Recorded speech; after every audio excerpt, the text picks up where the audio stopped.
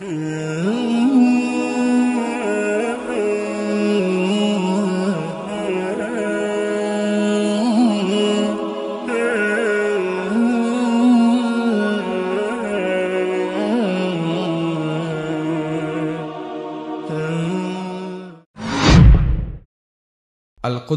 اور مسلم امہ کی ذمہ داری۔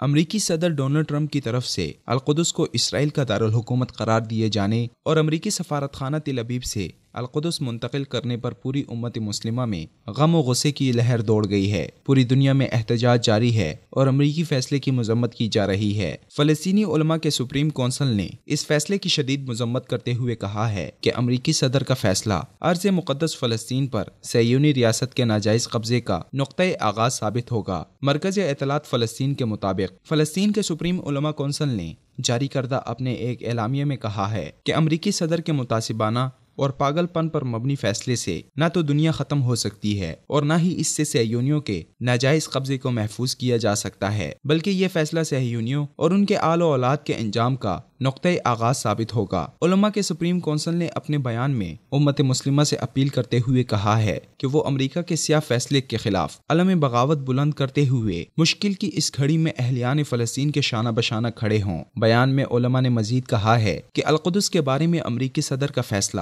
شیطانی طاقتوں کی سازشوں کا تسلسل ہے جس کو ناکام بنانا پوری امت مسلمہ کی ذمہ داری ہے۔ علماء نے کہا کہ شیطانی طاقتوں کی سازشوں کو مسلم امہ کے اتحاد و اتفاق سے ہی ناکام بنایا جا سکتا ہے، اس لیے مسلم امہ کا اتحاد انتہائی ناگزیر ہو چکا ہے۔ انہوں نے کہا کہ امریکی صدر ڈونلڈ ٹرمپ نے اپنے احکامانہ فیصلے میں فلسطینی ریاست کے حال اور ماضی کی نفی کی ہے، لیکن اس سے فلسطینی ریاست کے خدوحال اور جغرافیائی اور نظریاتی سرحدوں پر کچھ اثر نہیں پڑے گا، بلکہ یہ فیصلہ مسلم امہ کو اس بات پر مجبور کرے گا کہ وہ ہمیشہ کے لیے ناجائز صہیونی ریاست کو ملیا میٹ کر دے۔ القدس کے بارے میں امریکی صدر کے ناپاک ارادے عیاں ہونے کے بعد مسلم امہ نے یک زباں ہو کر اس فیصلے کی مذمت کی اور اپنا احتجاج ریکارڈ کروایا۔ مسلم حکمرانوں نے اس پر سخت موقف اپنایا۔ ترک صدر رجب طیب اردگان اور پاکستانی صدر ممنون حسین نے اس حوالے سے ٹیلی فونک رابطہ کیا، جس میں دونوں رہنماؤں نے اس بات پر اتفاق کیا کہ جب تک سن 1967 کے حدود میں رہتے ہوئے القدس کو فلسطینی ریاست کا دارالحکومت قرار نہیں دیا جاتا، اس وقت تک مشرق وسطیٰ میں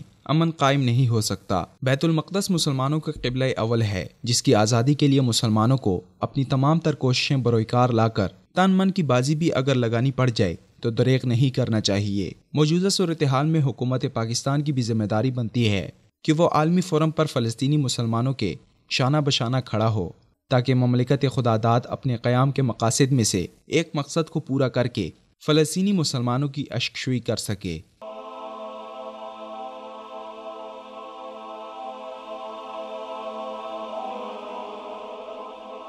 ایمان کی کرن، ہدایت کی شمع،